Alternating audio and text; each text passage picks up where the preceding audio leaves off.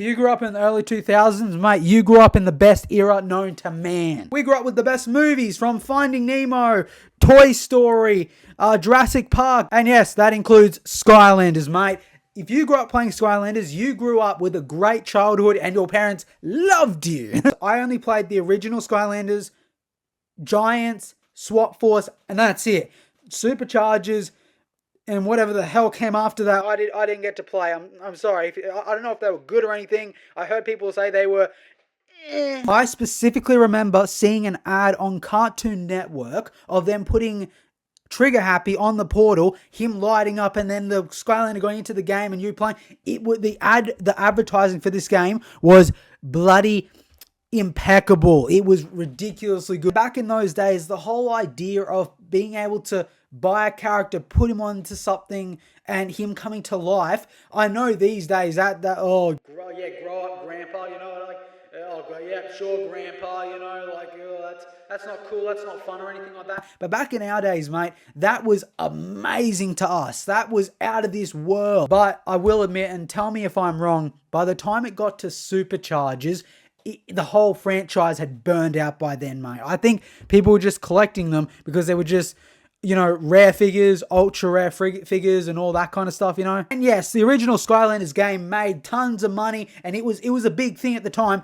But when Giants and Swap Force came out, wow, the world, like both of them were equally as big when they came out. I remember when Giants came out, there was a slight little part of me going, they're just bigger figures, mate. Like, what's the big deal? But then there was the kid part of me going, what the hell's that?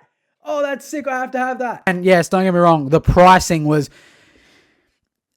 genius, but at the same time, go fuck yourself. It was that's what my parents would say. That it was really good marketing. But like when you went to the shops and you saw all the Skylanders, you'd be looking at all the endless possibilities, all the new powers, and all that fun stuff that you could do. Your parents would look at it and go, they'd always sigh. They'd have to let out some sort of a sigh. Do you really need one? How much is this? It's 15. What the fuck? I don't give a Donald's duck if it's an ultra rare figure. You're not getting it. Let's go. And at the Skylanders peak, if you played this as well, tell me if you played this as well, there was an iPad game that you could play where you basically, it wasn't hard, but it was fun. You put your finger on the screen and you just go around and like you'd let it go and it would shoot things. I can't remember exactly what it was. You didn't actually use the Skylanders and their powers and you didn't have a portal and all that stuff, but I think you could unlock the Skylanders in the game, which was at the time kind of the same thing as I think it was the Jurassic World game that came out.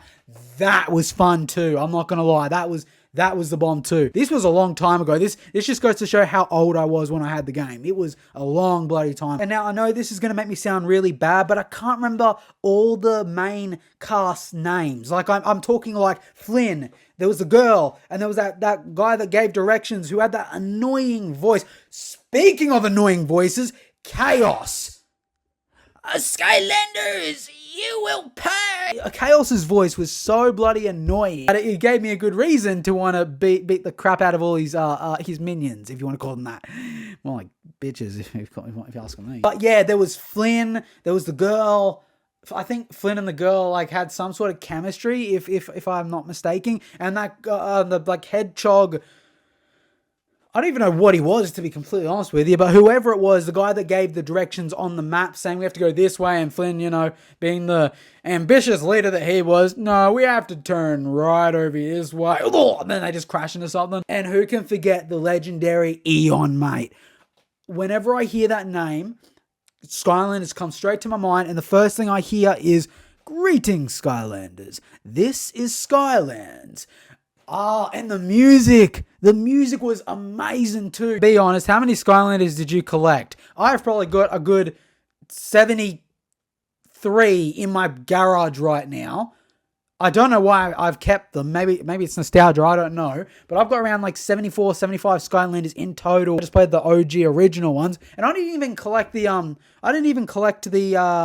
like ultra rare type of ones because I didn't think they actually did anything. I know they might have had certain powers or they might have just looked cool and that's why people bought them, but I didn't get any of them. I just got the original OG ones and they were just Oh, I remember a week ago I played with the SWAT Force ones when I found them in the garage, and the SWAT Force, it brought back so many memories. I wanted to play it right then and there, but the PS3 was fucked, wasn't it? I couldn't play anything on it, it's so sad because games these days it's not the same, you know what I mean, as back in the old days. But catch you guys on the next video. That's all she wrote, and catch you next time, mate.